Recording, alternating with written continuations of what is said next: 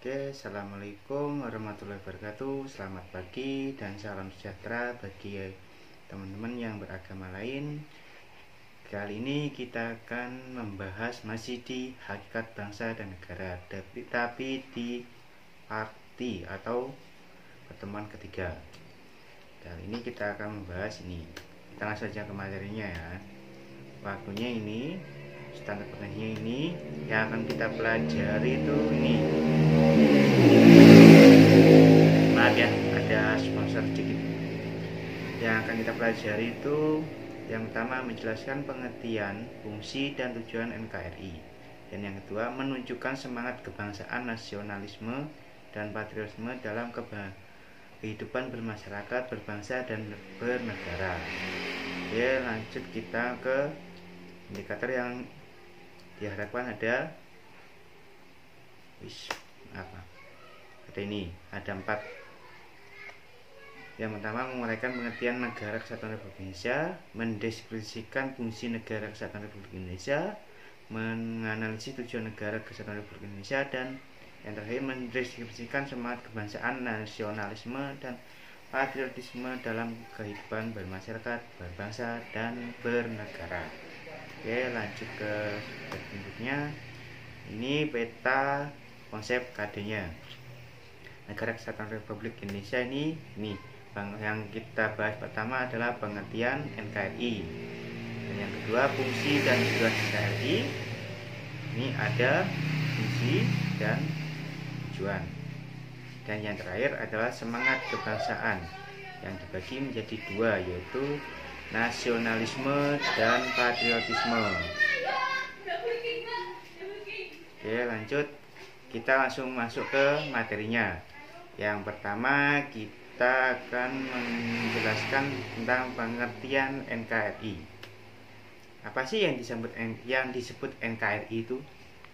Yang disebut NKRI adalah negara kepulauan yang terbentang dari 06.080 lintang utara atau LU sampai 11.150 lintang selatan LS, dan 9.450 sampai 141.050 bujur timur,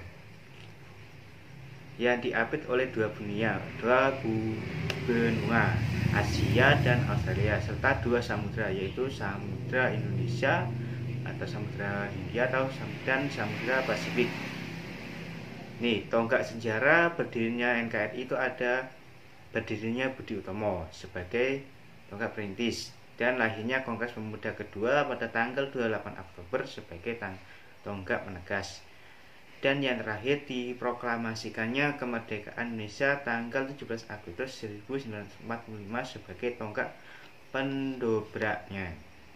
Budi Utomo ini pada 1908 atau yang sering kita sebut itu kebangkitan nasional pada bulan 5 nih.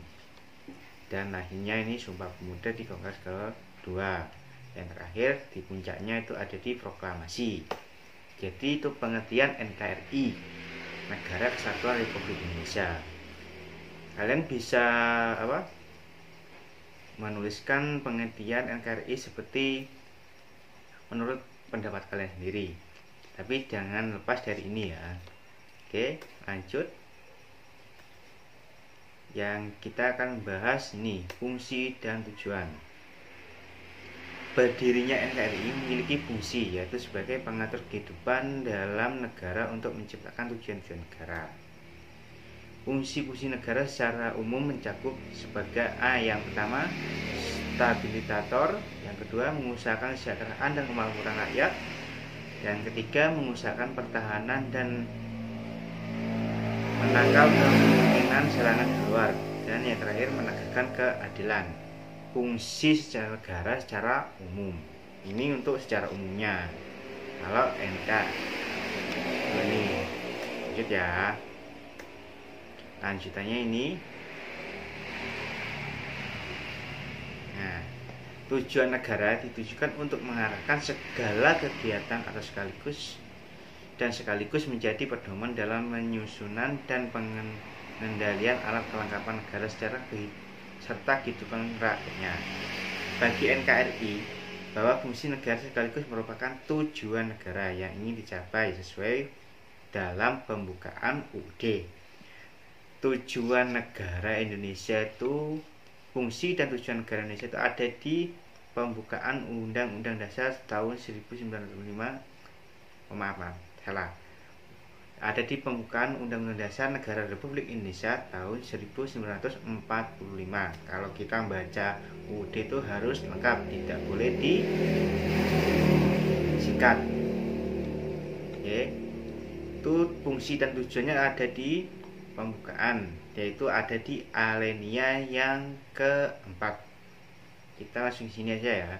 Fungsi dan sekaligus tujuan negara yang yaitu mencakup nih, ada 4 ini semuanya tuh ada di alinea keempat. Kalau kalian buka di pembuka UUD, kalau di UUD ini ada di depan sendiri, ada di pembukaan, yaitu di alinea keempat. Yang pertama, melindungi segenap bangsa Indonesia dan seluruh tempat daerah Indonesia. Yang kedua, memajukan kesejahteraan umum. Yang ketiga, mencerdaskan kehidupan bangsa. Dan yang keempat, ikut melaksanakan ketertiban dunia yang berdasarkan kemerdekaan, perdamaian abadi, dan keadilan sosial. Kalau yang pertama ini, melindungi segenap bangsa Indonesia dan seluruh tempat daerah Indonesia, ini maksudnya Indonesia mempunyai tujuan dan fungsi yang itu melindungi semua warga negara Indonesia, baik yang miskin ataupun yang kaya, semuanya harus dilindungi oleh negara atau dilindungi oleh hukum negara. Kalau yang pertama ini masih, kalau di kenyataannya masih banyak yang tumpang tindih. Kalau yang kedua, memajukan kesejahteraan umum. Kalau kesejahteraan umum ini kita sudah mulai tercapai, walaupun masih ada beberapa yang kurang. Terus yang ketiga, mencerdaskan kehidupan bangsa. Negara Indonesia ini sudah mencerdaskan bangsa Indonesia, tapi masih banyak oknum-oknum yang menyelewengkan anggaran itu. Terus yang keempat, ikut melaksanakan kehidupan dunia dengan cara mengirimkan pasukan perdamaian ke negara-negara yang terlibat sengketa atau perang. Contohnya yang sampai sekarang ada itu di Lebanon. Bangsa Indonesia masih dibutuhkan di sana untuk berdamai di Lebanon, dan mereka pun menginginkan tentara kita yang menjaga perdamaian di sana, bukan dari negara lain. Oke, lanjut ya.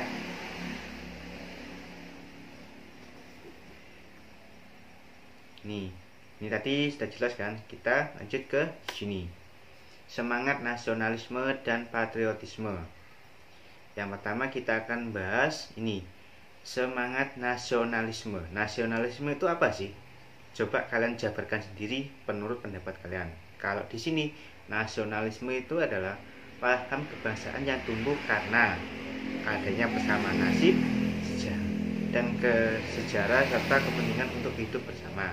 Yang kedua, sebagai suatu bangsa yang merdeka, bersatu, berdaulat, demokratis, dan maju di dalam suatu kesatuan bangsa dan negara, serta cita-cita bersama guna mencapai, memelihara, dan mengabdikan identitas persatuan, kemakmuran, dan kekuatan atau kekuasaan negara bangsa yang bersangkutan.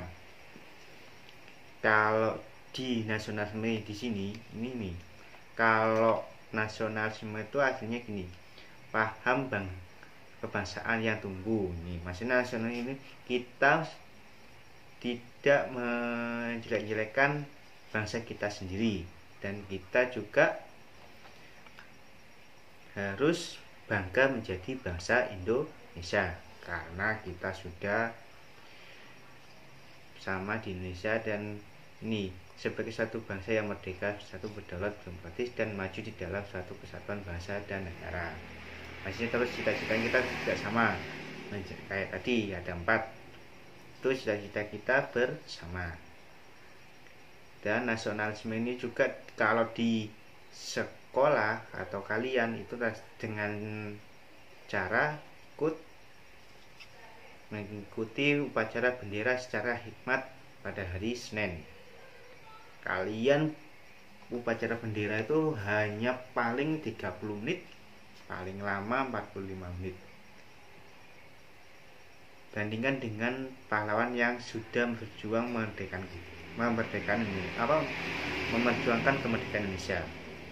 Kalian hanya 30 menit, itu pun masih banyak yang tidak disiplin, padahal cuma disuruh berdiri itu saja. Kalau kalian dulu disuruh perang, pasti kalian akan lari dulu. Jadi kalau nasionalisme itu kita harus menumbuhkan rasa nasionalisme yang cinta tanah air. Jangan sampai kita cinta negara orang lain. Kayak itu ya. Lanjut di sini lanjutannya. Nih, manifestasi paham nasionalisme. Di sini ada 6. Yang pertama, kesadaran seseorang bahwa dirinya merupakan anggota atau warga negara bangsanya. Yang kedua, kebangsaan seseorang akan kebanggaan seseorang akan negara bangsanya sendiri. Kecintaan seseorang akan negara bangsanya sendiri. Kesetiaan dan ketaatan seseorang terhadap negara dan negara bangsanya. Perjuangan seseorang bagi kepentingan negara bangsanya. Kerelaan berkorban bagi negara dan bangsanya. Maksudnya ini, manifestasinya itu ini. Maksudnya yang pertama, kita tuh harus sadar bahwa diri kita merupakan anggota atau warga negara dari bangsa kita. Dan yang kedua, bangga sebagai warga negara Indonesia. Jangan banyak mengeluh. Terus kecintaan seorang akan negaranya, cinta tanah air. Cinta tanah air kalau di kalian itu dengan cara kayak tadi, kalau cinta tanah air pakai produk dalam negeri. Terus jangan membenci produk dari dalam negeri. Olah produk dalam negeri tidak baik, padahal di produk dalam itu semuanya produk bagus loh. Nah, itu. Terus cinta dan ketaatan seorang terhadap negara. Kalau kita di Indonesia, kalau berarti kita harus taat dan kesetiaan ke Indonesia, yaitu dengan cara menaati peraturan yang ada di Indonesia atau hukum yang ada di Indonesia. Kalau kita tidak boleh memakai narkoba aja, jadi kita tidak boleh makan narkoba. Terus yang kelima, perjuangan seseorang bagi kepentingan negara. Maksudnya ini, kalau perjuangan ini dengan cara kalian kalau di pendidikan ikut olimpiade internasional ataupun olimpiade nasional, itu salah satu perjuangan kita untuk memperjuangkan kepentingan negara kita, supaya negara kita dikenal oleh negara lain dan dihormati oleh negara lain. Terus rela berkorban bagi negaranya. Maksudnya ini sama kayak tadi, berjuang kayak atlet, mereka siang malam pagi terus berlatih supaya apa? Untuk memperjuangkan negara kebanggaan bangsa Indonesia kayak itu tadi. Oke, paham ya? Kalau paham, kita lanjutkan ke slide berikutnya. Ini lanjutannya masih ya. Nasionalisme. Kalau ini artinya dari dalam arti sempit dan arti luas. Kalau arti sempit itu perasaan kebangsaan atau cinta terhadap bangsanya yang tinggi atau berlebihan, sehingga memandang bangsa lain lebih rendah. Chauvinisme ini, dan dalam arti luas yaitu perasaan cinta dan bangga terhadap tanah air bangsa sendiri dengan tetap menghormati bangsa lain karena merasa sebagai bagian dari bangsa lain di dunia. Maksudnya ini, kalau yang arti sempit ini arti yang tidak bagusnya, ini kurang bagus karena memandang bangsa lain itu rendah. Terus kalau yang arti luas ini yang baik karena kita cinta tanah air bangsa, tapi tidak menjelekkan bangsa atau negara lain kayak gitu. Kalau ini, oke ya, ini artinya ada dua. Chauvinisme ini yang jelek, kalau yang bawah ini yang bagus. Walaupun kita cinta tanah air dan bangsa, tapi kita tidak boleh menjelekkan bangsa lain itu. Oke ya, lanjut ke slide berikutnya. Kita masuk ke semangat patriotisme. Kalau patriotisme ini merupakan semangat atau sikap yang bersumber dari perasaan cinta kepada tanah air dan bangsa, sehingga menimbulkan sikap gagah berani, pantang menyerah, dan rela berkorban demi bangsa dan negaranya. Kalau di ini maksudnya ini patriotisme, kita siap membela walaupun kita berkorban harta, benda, dan nyawa kita gitu. Terus implementasi patriotisme dapat dilaksanakan nih kalau pada masa darurat perang, perjuangan melawan penjajah dalam mewujudkan kemerdekaan dan kedaulatan. Pada masa damai, pasca kemerdekaan mampu meningkatkan kemampuan diri, memelihara persatuan dan lain-lain. Maksudnya kalau kita masa darurat ini, kalau negara kita diserang, negara membutuhkan kita harus membantu dengan cara melawan penjajah ini. Kata saat damai, contohnya di kalian itu, kalian cukup meningkatkan kemampuan diri kalian dengan cara belajar, jangan mencontek kalau pada saat latihan atau ulangan harian. Terus hal ini tadi ya, terus jangan melakukan pergaulan bebas atau memakai barang-barang yang tidak diperkenankan atau dilarang oleh bangsa kita. Masa depan bangsa ini ada di tangan kalian. Dengan cara ini tadi, kalian harus meningkatkan ini, memelihara persatuan dan lain-lain. Kalau di masa pendidikan. Oke ya, lanjut ya. Penerapan semangat kebangsaan. Nih, kalau penerapannya merupakan kesadaran budi yang mendorong orang dari awal. Merupakan kesadaran budi yang mendorong orang rela menyerahkan kesetiaan tertinggi kepada bangsa dan atau negara bagiannya. Di Indonesia, awal semangat kebangsaan dipelopori oleh antara lain dari Dr. Sutomo, Dr. Wahidin Sudirohusodo yang ditandai dengan lahirnya Budi Utomo dengan tujuan mencerdaskan bangsa berdasarkan kesadaran, tekad, upaya untuk maju atas dasar falsafah dan wawasan yang bersumber pada kepribadian Nusantara. Ini awal yang dipelopori ini. Dr. Sutomo, Wahidin Sudirohusodo yang ditandai lahirnya Budi Utomo. Ini Budi Utomo ini hari kayak pendidikan untuk pendidikan kita. Oke, lanjut ya. Itu pada masa awal. Semangat kebangsaan adalah lanjutnya ya.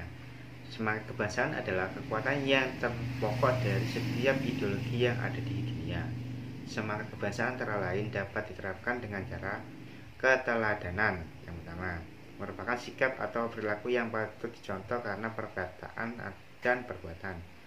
Yang kedua, pewarisan merupakan cara atau proses dalam menurunkan, memberikan suatu kepada pihak lain. Yang ketiga, ketokohan merupakan sosok yang terkenal dalam dan disegani karena pengaruhnya sangat bisa di masyarakat. Kalau teladanan ini semangat kebangsaan antara lain dapat disampaikan. Keteladanan kita harus jadi teladan atau contoh di masyarakat. Jangan memikirkan orang yang kita jadi contoh dulu. Semangat kita. Kalau ada di jalan, mungkin ada apa, sampah, ada apa, kita ambil, kita buang. Kita jadi contoh dulu, biarkan orang lain berkata, orang itu ngapain sih kok ambil ini, terserah, tidak apa-apa.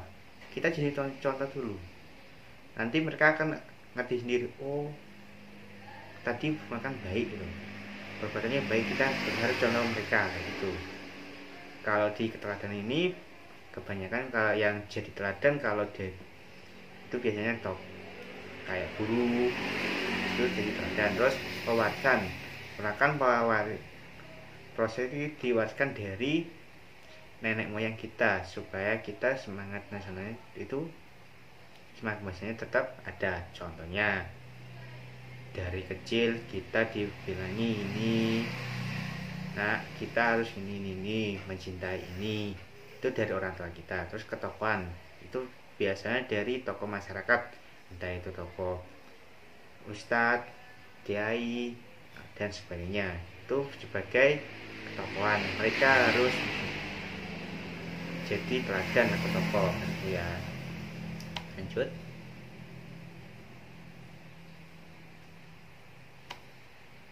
Nih, cara menanamkan semangat kebangsaan. Yang pertama, menyampaikan sejarah para pahlawan dalam mempertahankan negara bangsanya atau dalam memperjuangkan eksistensi negara bangsanya. Yang kedua, menyampaikan gambaran tentang kebolehan dan kehebatan negara bangsa Indonesia. Yang ketiga, menyampaikan berbagai tantangan negara bangsa yang perlu diwaspadai dan diantisipasi dengan tindakan-tindakan tertentu. Ini cara menanamkannya dengan ini, menyampaikan. Kalau di pendidikan biasanya itu menyampaikan dengan cara di pelajaran PPKN dan PS, itu tentang sejarah bangsa para pahlawan kita. Yang kedua, menyampaikan gambaran tentang kebolehan kehebatan negara masing-masing. Ini juga ada di PPKN, ada di PS, itu sudah ditanamkan kepada kalian. Contohnya kebolehan Indonesia, ini kehebatan Indonesia itu apa saja. Terus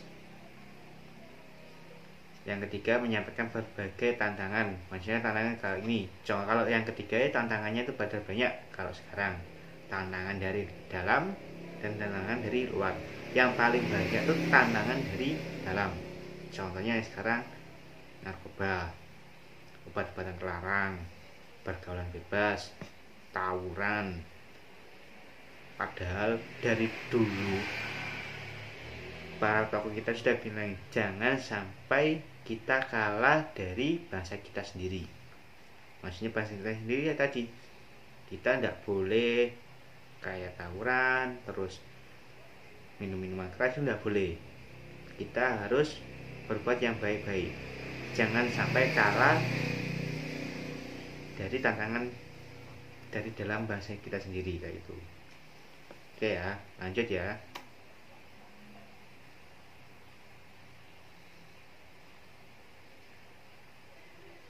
Ini ada, kalau ini nasionalisme bukan barang jadi. Menurut Hilman Farid, nasionalisme merupakan konstruksi sosial dan politik, bukan realitas nyata. Artinya nasionalisme bukanlah barang jadi atau bukan pula warisan leluhur, sebuah persepsi yang begitu lama ditanamkan sama Orde Baru mengatakan bangsa Indonesia merupakan suatu yang pasti dan tidak berubah. Maaf ya, ada lagi. Implikasi dari pemikiran ini adalah tidak pernah dibukanya peluang pemikiran kembali konsep tentang bangsa. Ini ada soal, tidak usah dijawab ya. Lanjut. Ini udah selesai ternyata. Ini inquiry-nya. Terus gambarnya di atas, tanggapan menjelaskan. Ini tidak usah. Ini karena ternyata materi kita sudah selesai. Jangan lupa tetap jaga kesehatan dan tetap berdoa supaya kita diberikan kesehatan. Untuk materi ini jangan lupa dicermati dan dicatat catat yang poin-poin penting. Oke, karena waktunya sudah habis, saya akhiri. Assalamualaikum warahmatullahi wabarakatuh. Salam